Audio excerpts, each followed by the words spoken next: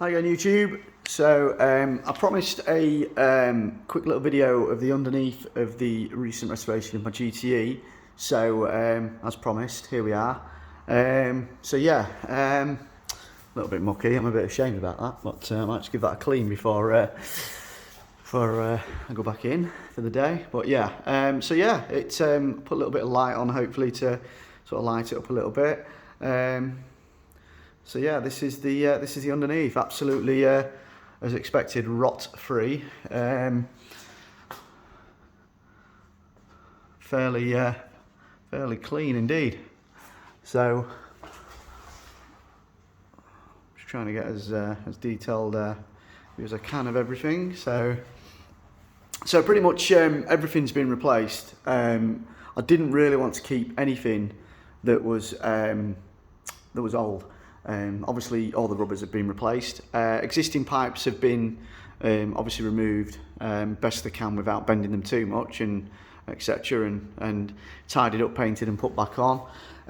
So fuel dampener, I was told by a can't remember the blooming name now, but a tuning company up north, Scotland, I believe they were from Scotland. I spoke to the owner himself, and he told me, I was advised to call him by Courtney, and he told me not to bother with the fuel dampener, etc. But I know it's lathered in copper grease, just excuse that. I mean, it's obviously to stop things corroding, and not that it gets used in the rain because it doesn't see the wet, this car, but you know, can never be too careful.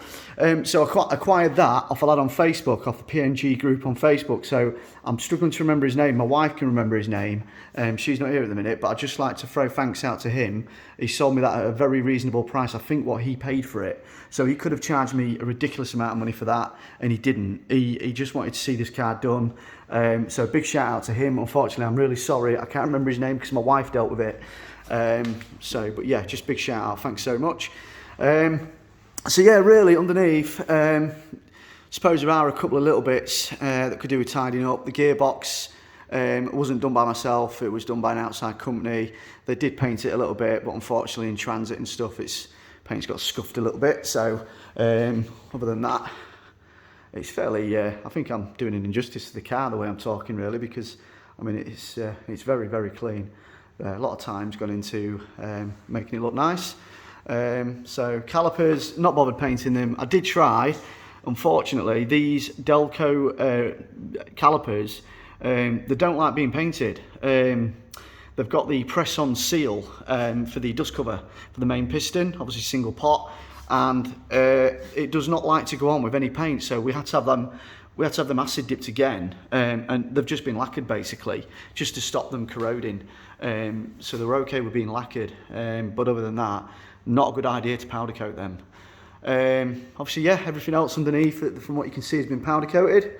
So anti-roll bar 20mm or 21mm, one or the other, has been powder coated.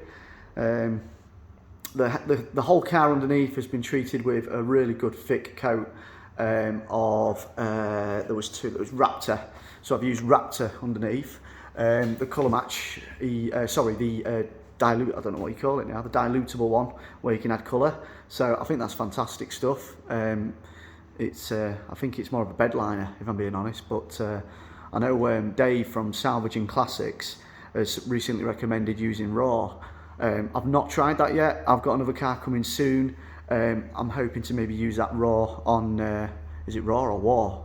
It might be war, I'm not sure. Anyhow, he said to maybe give that a go.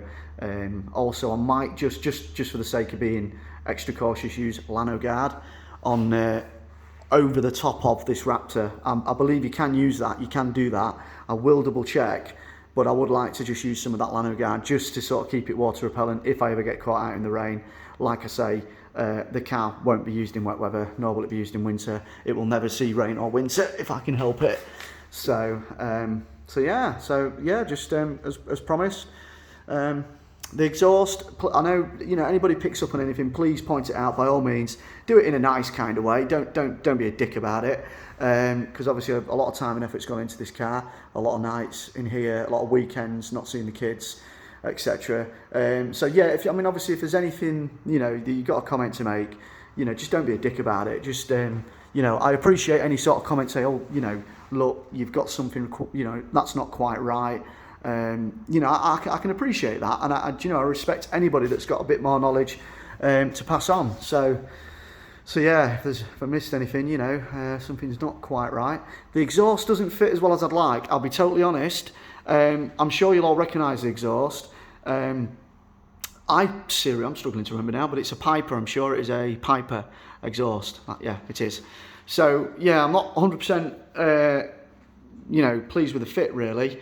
I'm sure a couple of you guys will notice that it's not quite fitting 100%.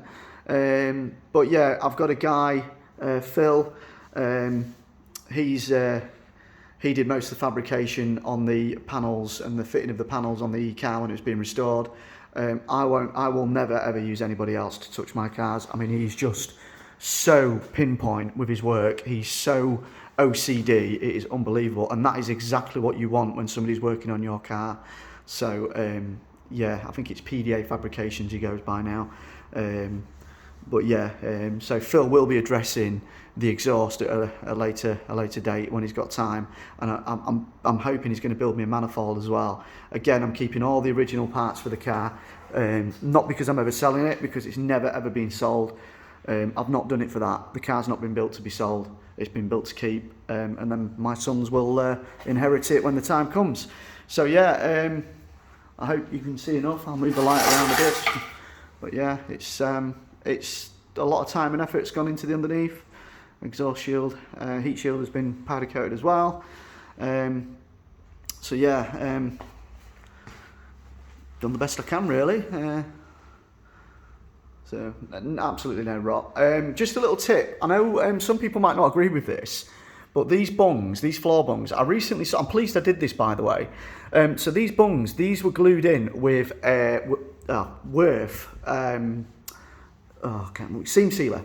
So it's like a seam sealer, but it's also used as an adhesive. So I put them in with Worth. I can't remember the exact name for the stuff, but Phil put me onto it. It's really good stuff. I would advise anybody, if you are rebuilding it or doing the underneath of a car, and you are putting these bungs in, even if you get brand new bungs, which I did, glue them in. And the reason being, I recently saw a video of a Subaru Impreza, where these floor bungs, don't get me wrong, I know different manufacturers might use different bungs, but at the same time, the bungs on this Impreza had let water through, so I'm guessing they'd got in between this edge where the bung meets the panel, the bottom panel, and it just literally, obviously, the little bit, you know, build up over and over again. It started to corrode the floor pan. So, you know, my advice to anybody who's doing anything like an under the car refresh or a rebuild or etc. is just seal them in, as well as sort of putting the rubber in, which you would have thought would be enough. I don't think it is, not from what I've seen on that Impreza. So yeah, just seal them in, guys. I mean, it's not done mine no harm, you know. I've then wrapped it over it as well. So we don't want any water getting into any part of this car, you know, because I seriously do not want to be doing this again. It was not easy. So yeah, anything to avoid having to do all this again. Yeah, new engine mounts, obviously, all new engine mounts, a new drive shafts. That's the balance. That's the balancer for the driver's side drive shaft. So that was all cleaned up, laminated, put back on. There are obviously traces of where oil changes have took place, etc. And you know, so it's had 2 oil changes already because the engine was partially rebuilt. It didn't need much doing to it. The head was fine. The bottom end, it had new shells, so it got running when I first started driving it, nice and steady.